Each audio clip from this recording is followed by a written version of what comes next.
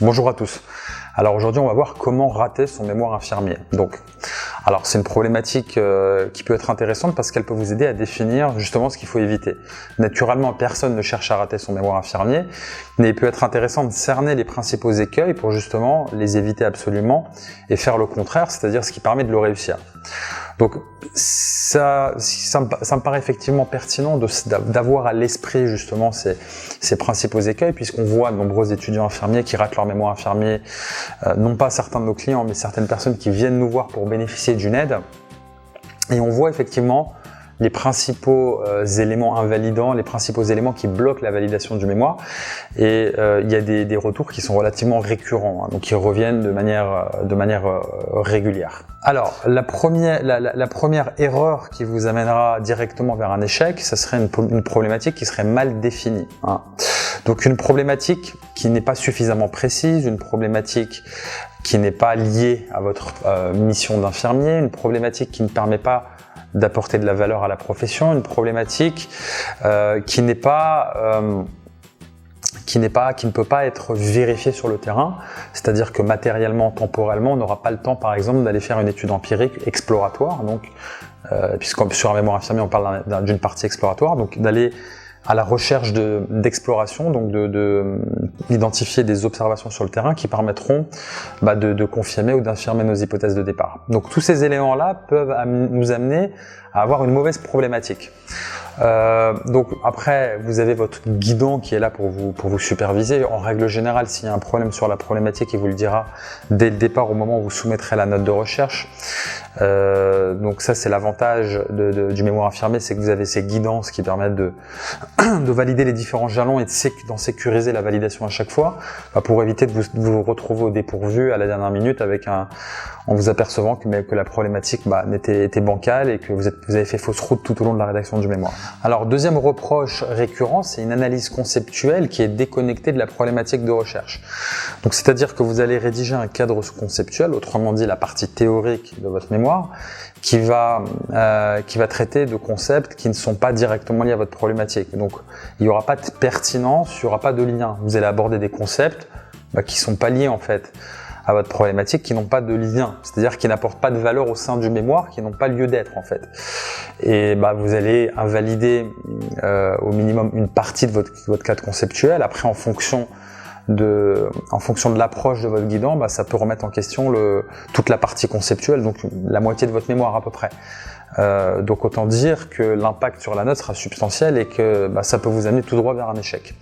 Donc on fait attention à rester pertinent. En général également, dans le cadre de vos guidances, vous validez les concepts qui vont être sur lesquels vous allez baser vos analyses, donc ça c'est très bien. Il faut vraiment valider ces concepts avant même de rédiger le cadre conceptuel, ce qui vous permet de ne pas prendre de risques à ce niveau-là. On peut également valider les références bibliographiques, ce qui est très bien, et vous faites valider ça par votre guidant. Si vous avez un aval, vous êtes sécurisé au niveau de la rédaction, et ça vous évite justement cette erreur qui est assez fréquente. Troisième erreur, c'est une méthodologie de recherche qui est incohérente par rapport à la question de recherche. Donc effectivement, si vous avez une méthodologie qui ne permettra pas de répondre à notre problématique de recherche, ça vous mettra en porte-à-faux.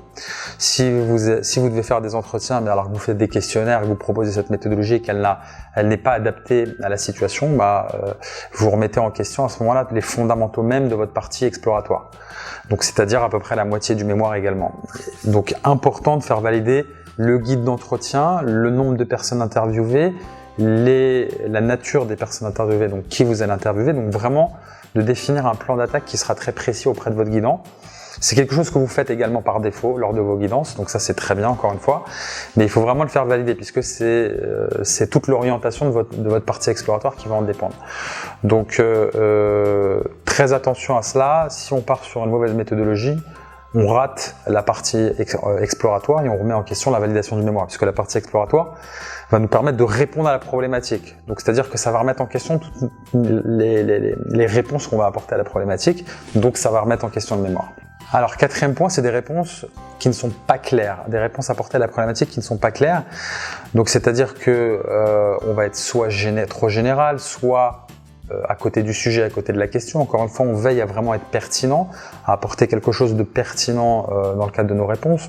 Puisque si on rédige pour rédiger, et ça c'est aussi lié à un problème d'inspiration sur le sujet, de connaissance, et qu'on ne répond pas exactement à la question, à la problématique, ma foi, on va tout droit à l'échec, puisqu'on va rédiger quelque chose qui n'aura pas de lien avec notre problématique, qui est en fait qui va poser tout le fil conducteur de notre mémoire. Donc si la réponse même n'est pas adaptée à la problématique, encore une fois, la gravité sur l'impact sera sur le mémoire sera relativement grave. Donc ça remettra en question toute la validation du mémoire. Alors dernière critique qui est assez récurrente, c'est une absence de discussion ou d'analyse de résultats au niveau de la partie exploratoire.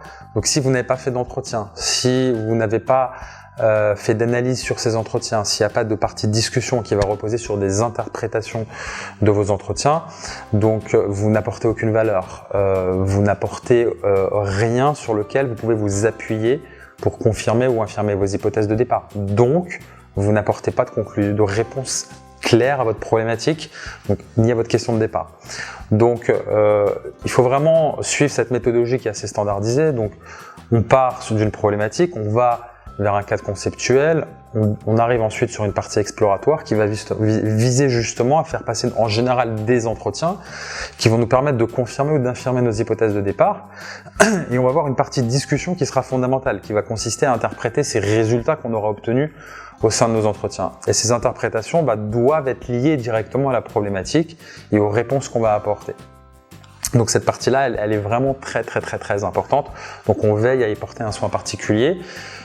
En conclusion, ce que moi je peux vous recommander en une phrase, s'il faut retenir quelque chose encore une fois par rapport à cela, c'est que si on veut éviter de rater son mémoire, il faut vraiment le faire prévalider par son directeur de mémoire, donc son guidant, dans le cadre de vos guidances et dans le cadre de votre dernière guidance, d'avoir une prévalidation de votre mémoire pour sécuriser la validation au niveau de votre RIFSI.